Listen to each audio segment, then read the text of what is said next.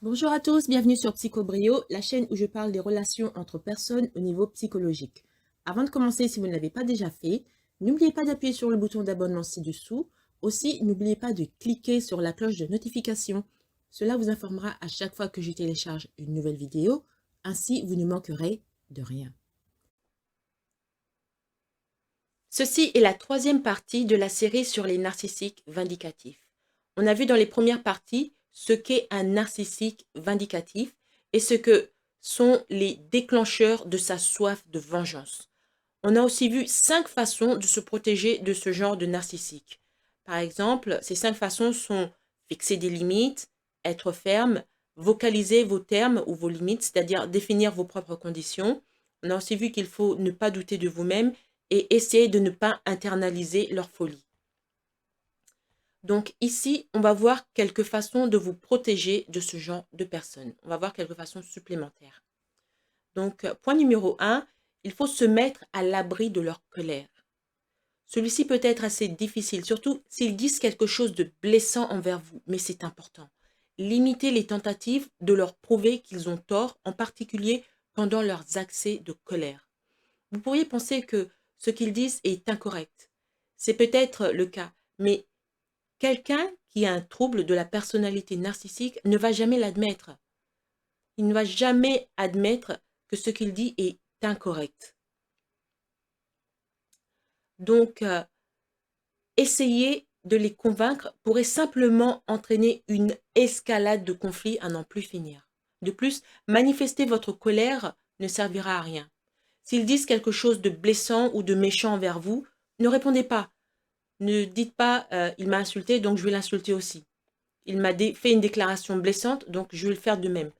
Ne faites pas ça. Vous jouez dans son jeu. Vous ne faites que justifier pourquoi est-ce qu'il agit de cette manière. Ne rentrez pas dans ce piège. Parfois, la seule réponse appropriée est de se retirer discrètement de la situation et de ne pas s'engager dans cette situation toxique. Le point numéro 2, à savoir comment est-ce qu'on peut se protéger de ce genre de narcissique, serait d'élaborer un plan de sécurité, c'est-à-dire une sortie de secours sécurisée. Un narcissique vindicatif n'est pas toujours physiquement violent. Toutefois, il est sage d'avoir un plan de sécurité en place. Cependant, s'ils vous font du mal ou menacent de le faire, il pourrait être judicieux d'élaborer un plan pour quitter la relation en toute sécurité. Si vous ne savez pas comment mettre fin à votre relation, contactez une ligne d'assistance nationale contre la violence domestique. Vous pouvez aller sur Google. Euh, la plupart des pays, la plupart des sites gouvernementaux ont des indications pour aider les gens qui se retrouvent dans des situations de violence. Le troisième point, ce serait d'envisager de demander de l'aide, parce qu'il est naturel de se sentir confus à l'idée de quitter une relation avec ce genre de personne, en particulier si c'est un narcissique vindicatif.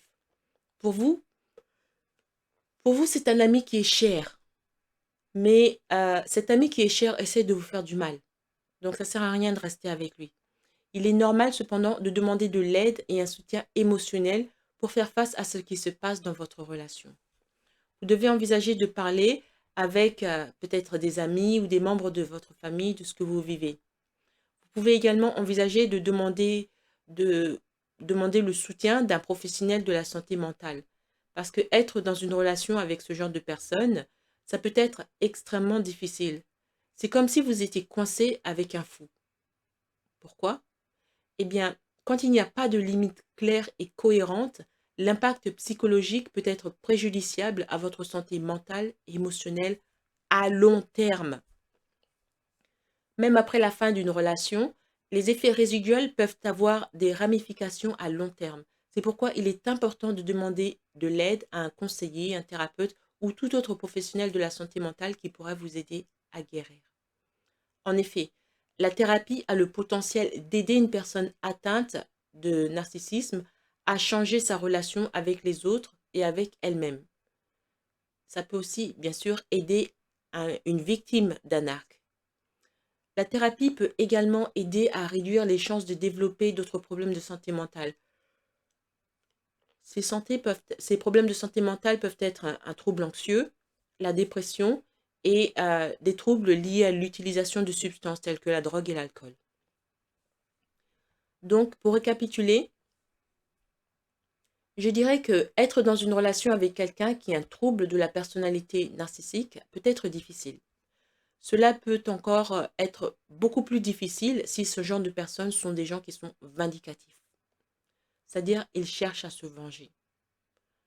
Ce sont des gens qui ont un problème mental qui peut fausser la façon dont ils interprètent le monde et eux-mêmes.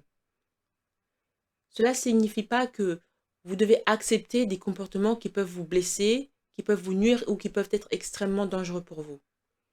Vous devez fixer des limites claires et fermes.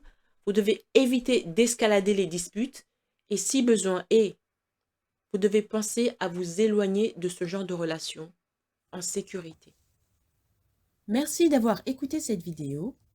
Avant de partir, n'oubliez pas de vous abonner et de partager cette vidéo en ligne. Il y a sûrement quelqu'un que vous connaissez qui a besoin d'en savoir plus sur ce qu'il en est réellement des narcissiques et des problèmes de santé mentale.